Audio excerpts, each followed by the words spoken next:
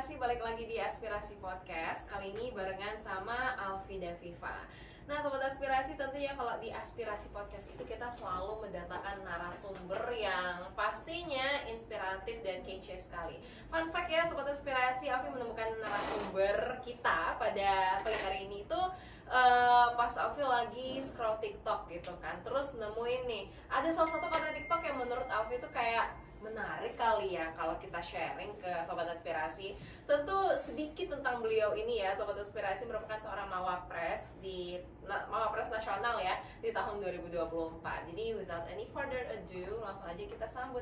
Halo Kaniza. Halo Kak. Ya. Oke, gimana kabarnya pada pagi hari ini? Alhamdulillah baik. Kakak gimana kabarnya? Alhamdulillah baik. Dan ada kesibukan akhir-akhir ini? Sekarang lagi baru wisuda ya, jadi masih agak free sih, agak banyak peluang ya. Buat melakukan hal-hal yang sebelumnya tidak dilakukan waktu menjadi mahasiswa. Tapi ya Sobat Aspirasi, sebelum itu kayaknya kita kenalan dulu deh lebih lanjut dengan Kaniza. Mungkin bisa kenalan ke Sobat Aspirasi yang ada di rumah. Ya, halo Sobat Aspirasi, kenalin nama aku Nizam. Aku alumni dari Universitas Brawijaya, tepatnya dari program studi Biologi Fakultas MIPA. Dan ya udah disebutin tadi ya, jadi selama aku berkuliah alhamdulillah mendapatkan anugerah sebagai mahasiswa prestasi nasional begitu. Dan karena itu seleksinya kan bertingkat di mahasiswa prestasi kayak dari fakultas sampai ke, awalnya aku mahasiswa prestasi UB dan alhamdulillah bisa sampai ke nasional gitu sih Kak. Oke, tadi kan Alvin sempat ngomongin juga nih Kak tentang konten TikTok gitu ya. Betul. Yang menurut aku ini sangat menarik untuk diungkit. Dan memang Kak Nizam ini kan asalnya dari Jember ya gitu. Dan aku sempat baca gitu kan dari salah satu kontennya Kak Nizam di Instagram. Orang-orang itu kalau nanya aku tuh asalnya dari mana atau aku tuh sekolahnya di mana, itu tuh orang nggak tahu gitu. Ya nggak sih Kak? Betul. Terus kayak berangkat dari keluarga yang bisa dibilang Kak Nizam ini adalah sarjana pertama di keluarga ya, dan bukan berasal dari keluarga yang background pendidikannya yang tinggi gitu, dan bisa berhasil sampai di titik ini. Nah itu bisa diceritakan Kak ke Sobat Aspirasi. Oke, jadi aku memang berasal dari Jember ya, tapi Jember kan bukan kota ya, dari kabupaten, kabupaten Jember, dan udah di kabupaten, dan aku di daerah pinggiran gitu, jadi di pinggiran kabupaten Jember, dan itu lebih dekat sama Lumajang kalau nggak salah, jadi Jember, Lumajang, Malang gitu kan ya. Nah aku di Jember tapi pinggiran, bahkan lebih dekat ke kota Lumajangnya daripada sama ke Jember. Aku nggak bilang Jember kota, Jember pusat mungkin ya, Jember pusat. Nah dan sekolah aku itu memang SMA aku ya, SMA aku itu memang di daerah ya mungkin bisa bilang pelosok itu ya, daerah perbatasan. Dan aku sering gitu main ke kota dan lomba biasanya, lomba di sana, dan biasanya ditanyain sama orang-orang di situ tuh, Mas dari sekolah mana, dari SMA mana gitu. Aku dari ini Man 3 Jember gitu, Man 3 Jember. Loh, ada Taman 3 Jember gitu. Karena mereka tahu biasanya kan Man 1 sama Man 2 yang itu lokasinya memang di kota. Kalau Man 3 itu di pinggiran banget, bahkan dulu pecahan dari sekolah yang ada di kota itu. Jadi memang nggak banyak yang tahu. Dan juga karena di daerah pinggiran otomatis beda kan ya pergaulannya antara anak kota dengan anak pinggiran itu beda. Dari segi kayak mimpinya, visionnya tuh mungkin lebih jauh anak-anak kota karena banyak tahu gitu. Sedangkan anak desa mungkin referensinya nggak sebanyak anak kota gitu kan. Nah karena itu juga alumni dari sekolah itu nggak banyak yang kuliah yang mimpinya nggak tinggi-tinggi gitu loh, kayak Unair, UGM, UI itu nggak tahu makanan apa, nggak tahu mereka kan. Mungkin yang mereka tahu kayak ya UNED, Jember gitu kan, atau masuk UB itu kayak udah wah keren banget gitu, keren banget. Pokoknya kalau aku kayak misalnya kampus fair, kampus expo, balik ke sekolah itu kayak wah UB keren banget gitu kan. Padahal buat kita kan ya biasa aja. Ya mungkin karena kita dari sini ya kayak biasa aja gitu. Dan aku juga bukan sarjana pertama sebenarnya di keluarga. Aku punya kakak yang dia juga sarjana, tapi waktu itu di Unmer ya, Universitas apa sih Unmer? Universitas Merdeka ya, Malang gitu.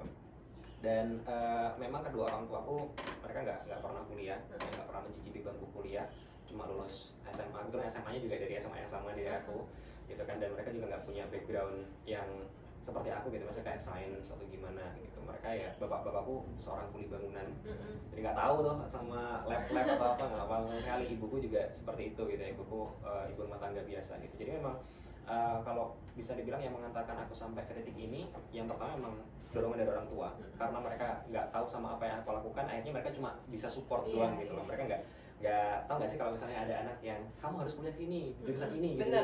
Kakak kayak gitu dulu? Enggak sih, alhamdulillah. Kayak gitu kan orang tua yang seperti itu gitu, karena merasa mereka tahu dunia kuliah kayak gimana dan mereka tahu yang baik untuk kalian seperti apa, akhirnya malah kayak didorong, dipaksa gitu ya. Nah aku untungnya ya mungkin bisa bilang untungnya ya bagi aku, karena mereka kedua orang tua aku ini nggak paham banget sama kuliah, akhirnya aku dibebaskan untuk memilih apapun yang aku suka, apapun yang aku lakukan selama kuliah gitu. Jadi misalnya aku kuliah ikut lomba, ikut apa kayak film press, ibu nggak tahu gitu, yang penting ya semangat aja wes gitu, cuma bisa doakan gitu. Itu sih yang motivasi terbesarku itu sih. Tapi apa sih Kak yang bikin orang tuanya Kanizam itu berpikir bahwa aduh yang penting anak ini kuliah gitu, yang penting ini sekolah, atau ada pemikiran tertentu gitu? Ini sih karena memang ya tadi ya, kita berasal dari keluarga yang mungkin menengah ke bawah gitu ya, sehingga yang bisa difleksingkan dari keluarga kan bukan harta pasti, tapi ya pendidikan anak gitu. Jadi memang ibu bapakku dari awal memang sering cerita gitu dari zaman dulu sebelum ada sosmed gitu, sering kali ceritain loh ada anaknya ini, dia bapaknya nelayan tapi dia bisa kuliah tinggi apa segala macam gitu kan. Nah jadi kayak mungkin kalau kita bilangnya kayak bandingin anak tetangga gitu ya. Tapi kalau aku ngelihatnya ya sebenarnya itu keinginan, sebenarnya keinginan orang tua aku, orang tua aku pengennya aku seperti itu gitu loh. Nah kebetulan dari aku sendiri juga memang lumayan, terutama sejak SMA ya, itu emang into akademik banget, sehingga ya kebetulan linear aja gitu apa yang aku inginkan dengan apa yang orang tua aku inginkan. Bahkan fun fact, sekarang aku lulus ini kan sebenarnya aku ada pilihan ya, pengen kerja atau pengen langsung lanjut sekolah gitu kan. Nah tapi bapak ibuku pengennya udah kamu nggak usah kerja dulu, sekolah aja yang tinggi gitu, sekolah aja yang tinggi. Padahal kalau orang mungkin menengah ke bawah ya, keluarga menengah kan mikirnya kayak ya lulus S1 langsung kerja aja biar langsung dapat duit gitu kan. Nah, aku bilang kayak gitu karena memang kuliah di luar negeri kan butuh persiapan dana yang tinggi gitu kan. Aku mikirnya ya kerja dulu lah gitu. Tapi bapak ibuku bilang udah nggak usah, kamu fokus aja nyari kampus, fokus aja nanti S2 ke luar negeri. Memang pengennya kayak gitu. Jadi dari keluarga kecil tapi punya mimpi yang besar. Luar biasa. Dan memang kalau kita tahu ya, mohon maaf nih kalau orang yang berasal dari pendidikannya yang kurang seperti itu ya, bisa dibilang kayak udahlah nak, kamu sampai sini aja lah, ngapain wes kuliah gitu kan. Sering ada pemikiran yang seperti itu. Namun bisa dibilang juga kan tadi kata Iza, bersyukur datang dari keluarga yang aduh yang penting kamu support, kamu kuliah aja dulu gitu kan. Yang penting sekolah. Nah, tadi kan Kanizam juga sempat mention ya bahwa dari SMA itu into banget ke akademik, dan sampai ke kuliah juga. Ini banyak sekali riset. Kalau aku lihat jurnalnya ada 4 jurnalnya Sobat Inspirasi selama 3,5 tahun berkuliah gitu ya. Jujur kalau aku pribadi yang bakalan nerbitin satu artikel jurnal aja itu luar biasa, masya Allah rasanya gitu. Dan ini 4 jurnal, nah, itu bisa diceritakan tuh gimana sih kok bisa bukan kepikiran ya, otaknya tuh kok bisa gitu loh bikin 4 artikel jurnal dan ada internasional lagi. Iya, alhamdulillah. Itu sebenarnya dari teman juga, nggak lepas dari pengaruh lingkungan ya, teman juga gitu. Karena salah satu hal yang aku cari selama kuliah itu adalah menemukan lingkungan yang tepat bagi aku. Karena kan Malang ya, apalagi Malang kan katanya semua teman nih. Pergaulannya kan sangat luar biasa gitu. Tapi sebenarnya berada di lingkungan seperti di Malang ini yang sangat diverse, banyak orang, banyak kampus gitu, itu seperti dua mata uang gitu. Jadi bisa positif, bisa negatif, tergantung kita ngaturnya bagaimana gitu kan. Nah, pas aku kuliah ini memang aku bertekad untuk nyari orang-orang yang bisa support aku buat kedepannya gitu, karena aku pengennya nanti ke bidang akademik, otomatis aku nyari orang-orang yang bisa support aku ke situ gitu loh. Nah, sehingga pas awal aku kuliah, aku nyari teman-teman yang bisa ngajarin aku buat nulis, bisa ngajarin aku buat ikut lomba, karena itu menurutku ada soft skill yang kita harus asah gitu ya. Misalnya jadi mahasiswa gitu kan, harus bisa lah, soalnya wajib gitu, kayak misalnya public speaking, nulis, teamwork, critical thinking, itu kan kayak soft skill yang kita harus bisa gitu kan. Nah, akhirnya aku nyari lah apa kira-kira platform yang bisa aku dapetin untuk itu semuanya gitu. Aku cobain lah organisasi, aku ikut lomba, aku ikut panitiaan, segala macam aku cobain. Dan kalau kaitannya sama jurnal tadi, itu kebetulan aku nemunya pas lomba. Jadi kakak pernah ikut lomba kayak KTI gitu, esai atau apa ya? Ya jadi kalau KTI atau esai itu biasanya kita diminta untuk bikin satu inovasi atau bikin satu kreativitas gitu kan, atau PKM kayak gitu.